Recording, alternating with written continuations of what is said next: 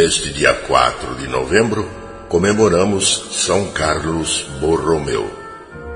São Carlos é o padroeiro da diocese de São Carlos, onde está sediada a região de Jaú.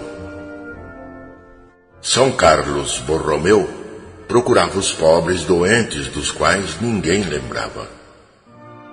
Carlos, o segundo filho de Gilberto, nasceu em 2 de outubro de 1538. Menino ainda, revelou ótimo talento e uma inteligência rara. Ao lado destas qualidades, manifestou forte inclinação para a vida religiosa, pela piedade e o temor a Deus. Ainda criança, era seu prazer construir altares minúsculos, diante dos quais, em presença dos irmãos e companheiros de idade, imitava as funções sacerdotais que tinha observado na igreja.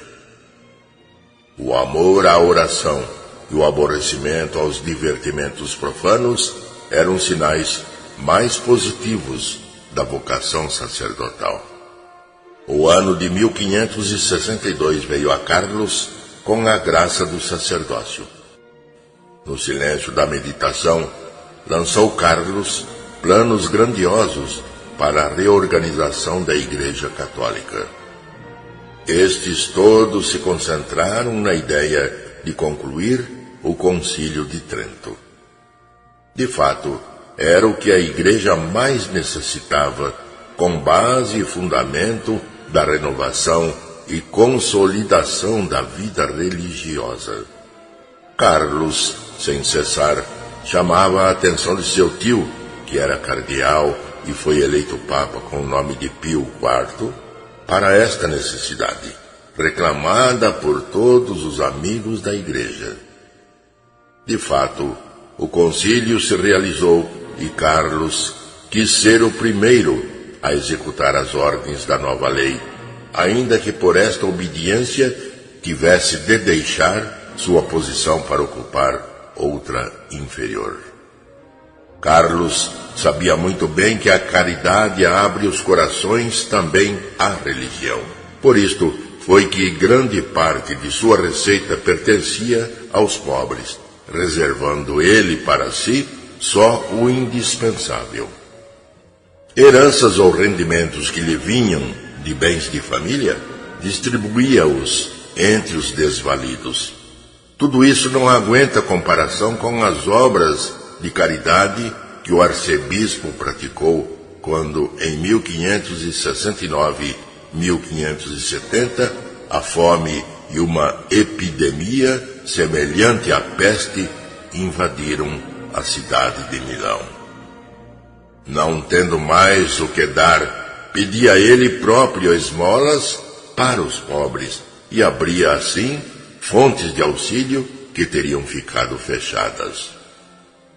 Quando, porém, em 1576, a cidade foi atingida pela peste e o povo abandonado pelos poderes públicos, visto que ninguém se compadecia do povo, ainda procurava os pobres doentes, dos quais ninguém lembrava, consolava-os e dava-lhes os santos sacramentos.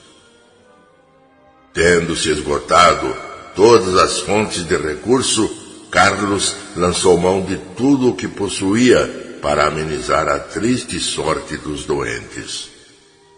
Mais de 100 sacerdotes tinham pago com a vida na sua dedicação e serviço aos doentes. Deus conservava a vida do arcebispo e este se aproveitou da ocasião para dizer duras verdades aos ímpios e ricos esquecidos de Deus. Gregório XIII não só rejeitou as acusações infundadas feitas ao arcebispo, mas ainda recebeu Carlos Borromeu em Roma com as mais altas distinções.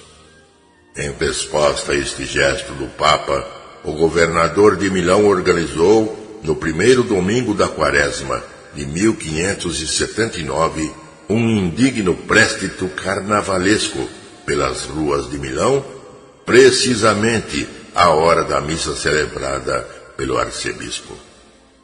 O mesmo governador que tanta guerra ao prelado movera e tantas hostilidades contra Carlos estimulara, no leito de morte reconheceu o erro e teve o consolo da assistência do santo bispo na hora da agonia.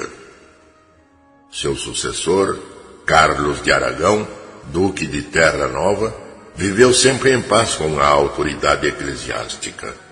O arcebispo gozou deste período só 2 anos. Quando em outubro de 1584, como era de costume, se retirara para fazer os exercícios espirituais, teve fortes acessos de febre, aos quais não deu importância e dizia: um bom pastor de almas deve saber suportar 3 febres antes de se meter na cama. Os acessos renovaram-se e consumiram as forças do arcebispo. Ao receber os santos sacramentos, expirou em 3 de novembro de 1584. Suas últimas palavras foram: Ei, Senhor, eu venho, vou já. São Carlos Borromeu tinha alcançado a idade de 46 anos. O Papa Paulo V canonizou-o em 1610 e fixou-lhe a festa para o dia 4 de novembro. São Carlos Borromeu, rogai por nós.